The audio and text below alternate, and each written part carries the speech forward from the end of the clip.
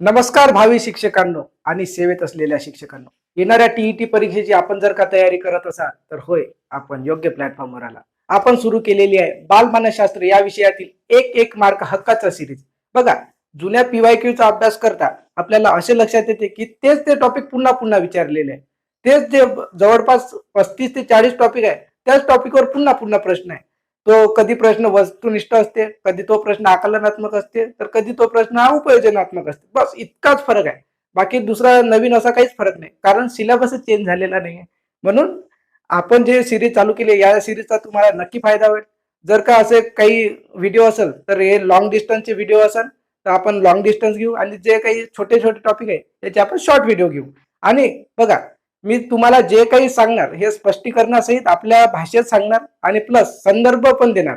शेवटी जेव्हा आपला व्हिडिओ संपणार तुम्हाला असे प्रश्न दिसणार तिथे, आणि ते प्रश्न हे ऑलरेडी आलेले आहे. बघा, माझ्याकडे प्रश्नपत्रिका पण आहे, जुन्या प्रश्नपत्रिका, याचे कट करून मी तिथे टाकणार. बघा, आजचा आपला टॉपिक आहे अवधान. अवधान पहिला प्रश्न तुमचा हाच राहील का सर याच्यावर प्रश्न आला का, तर हो, याच्यावर प्रश्न 2025च्या टीईटी मध्ये पण आहे, याच्यावर प्रश्न 2024च्या टीईटी मध्ये पण आहे, याच्यावर प्रश्न 2013च्या टीईटी मध्ये आणि 2016च्या टीईटी मध्ये सुद्धा याच्यावर प्रश्न आहे. परंतु एक गोष्ट लक्षात घ्या, जो प्रश्न 2013च्या टीईटी मध्ये विचारला होता तोच प्रश्न सेम 2025च्या टीईटी मध्ये कॉपी झालेला आहे. कसा, बघा, याच्यात मी व्याख्या जाणून कोरी सोडली आहे, कारण मी व्याख्या तुम्हाला सांगणार आहे. अवधान म्हणजे पहिले व्याख्या समजा, मग मी तुम्हाला सोप्या भाषेत समजून सांगणार. अवधान म्हणजे एखादी अवधान म्हणजे एखादी एखादी गोष्ट जाणून घेण्यासाठी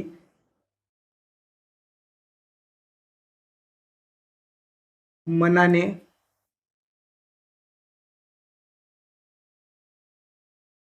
केलेली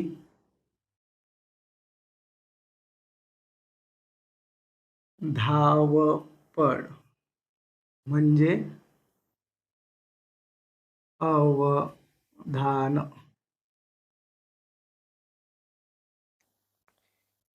बघा, सरळ प्रश्न आहे. 70 टीईटीचा पेपर आहे. मी शेवटी तुम्हाला दाखवणार, तुम्ही चिंता करू नका त्याची. आधी अवधान म्हणजे काय, एखाद्या गोष्टीला जाणून घेण्यासाठी आपण केलेली धावपळ म्हणजे अवधान. अवधान म्हणजे लक्ष देणे. आपल्या भाषेत म्हणजे एक समजून घ्या, अवधान म्हणजे लक्ष देणे. परंतु त्याचे 3 प्रकार आहे वेगवेगळे. हे आपण हे त्याचे मुख्य 3 प्रकार आहे.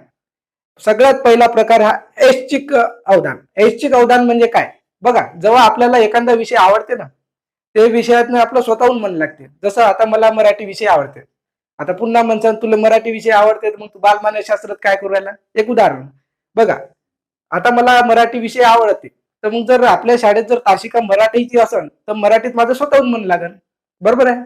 त्यामुळं एक लक्षात घ्या, ऐच्छिक अवधान म्हणजे जिथे आपलं स्वतःहून मन लागते अशाला ऐच्छिक अवधान.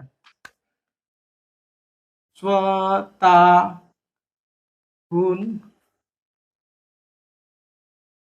आपली इच्छा असते, हे झाले. आणि पण याची टायमिंग असते, 1 घंटा 2 घंटे किंवा 15 मिनिटं, कोणाचं 45 मिनिटं, ते त्या विद्यार्थ्यावर डिपेंड असते.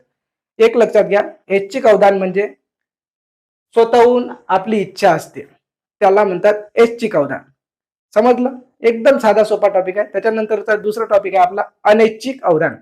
अनैच्छिक अवधान अनैच्छिक अवधान म्हणजे काय, बघा, एकदम साध्या सोप्या भाषेत समजून सांगतो तुम्हाला. आता मी समजा अभ्यास करत आहोत, आता अभ्यास करत आहोत तर एखादा रपकन जर का वरून एखादा दगड आला आपल्या टिनावर पडला तर माझं लक्ष रपकन तिकडे जाईल. रपकन वेळच लागणार नाही. एखाद्यानं मला जर का आवाज दिला तर हे इतका म्हणजे माझा अभ्यास करता करता मी त्याच्याकडे लक्ष देईन, रपकन त्याच्याकडे लक्ष देईन. हे आपलं अनैच्छिक अवधान असते. अनैच्छिक अवधान हेच बाह्य उद्दीपक असते. बाह्य उद्दीपक म्हणजे बाहेरून प्रतिसाद मिळालेला असते त्याला. अशा व्यक्ती याला म्हणतात अनैच्छिक अवधान. हे बाह्य उद्दीपक असते. बाह्य उद्दीपक, ओके. एखादा म्हणजे वर्गात बसलो आहोत आपण आणि टीनावर जर का कोणी गोटा मारला तर आपलं त्या टीनावर लक्ष जाते, बरोबर आहे. आपण जर का कुठं बसलो आणि एखाद्याने जर खिडकीला गोटा मारला तर आपलं त्या खिडकीकडे रपकन लक्ष जाते. हे आणि बघा, टॉपिक जशा तसा आहे, भाषा पण साधी सोपी आहे आणि गावठी उदाहरण आहे आणि पेपरात पण गावठीच आलेलं आहे, लक्ष द्या. त्याच्यानंतरचा आपला तिसरा टॉपिक आहे अभ्यस्त. अभ्यस्त टॉपिकवर सरळ प्रश्न आहे. अभ्यस्त म्हणजे नेमकं काय हे पहिले तुम्ही लक्षात घ्या. अभ्यस्त म्हणजे जेव्हा आपलं लक्ष त्या गोष्टीत एकदम तल्लीन होऊन जातो, आपण एकदम तल्लीन. जसं सचिन तेंडुलकर क्रिकेट खेळताना कसा क्रिकेटमध्ये एकदम तल्लीन होऊन जायचे, एकदम म्हणजे ते मंत्रमुक्तच होऊन जायचे, याला म्हणतात अभ्यस्त. एखाद्या गोष्टीत मी याचं उदाहरण देणार. एखाद्या गोष्टीत तल्लीन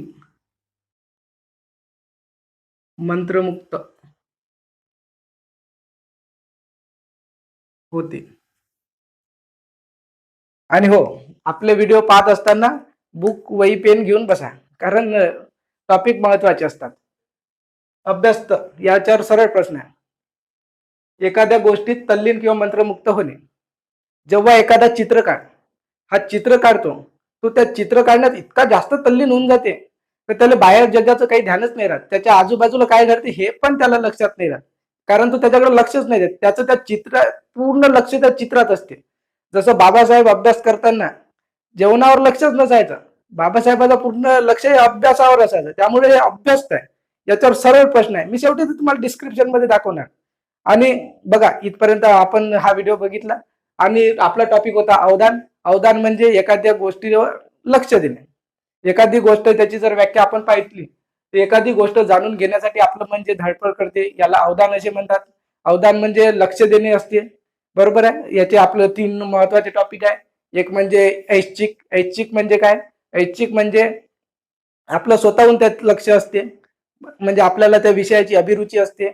अनैच्छिक म्हणजे काय? एखाद्या विषयावर आपलं झपकन, एखाद्या गोष्टीवर आपलं झपकन लक्ष जाते, त्याला अनैच्छिक म्हणते. आणि अभ्यस्त म्हणजे आपण मंत्रमुक्त होऊन त्या गोष्टीकडे आपण लक्ष देतो. आपण जर का हा व्हिडिओ इथपर्यंत पाहिलेला असेल तर आपल्याला समजलं अवधान हा टॉपिक कशा प्रकारे आहे, आणि तुम्हाला याचे उदाहरणासहित मी समजून सांगितलेलं आहे. बुक वही पेन घेऊन बसा, कारण प्रश्न जशाच तसेच कॉपी होतात. जशाच तसे कॉपी होत असल्या कारणाने आपले जुने PYQचा अभ्यास मी आपल्या डिस्क्रिप्शन मध्ये टाकणारच आहे. 2016चा प्रश्न, 2013चा प्रश्न, 2024चा प्रश्न आणि 2025चा प्रश्न. हा टॉपिक इथे संपलेला आहे आणि पुढील टॉपिक आपण लवकरच घेऊन लवकरच व्हिडिओ बनवणार आहे. तोपर्यंत धन्यवाद. व्हिडिओ जर का आपले आवडले असेल तर इतरांपर्यंत शेअर करा आणि लाईक करा आणि आपलं चॅनल सबस्क्राईब करा. धन्यवाद.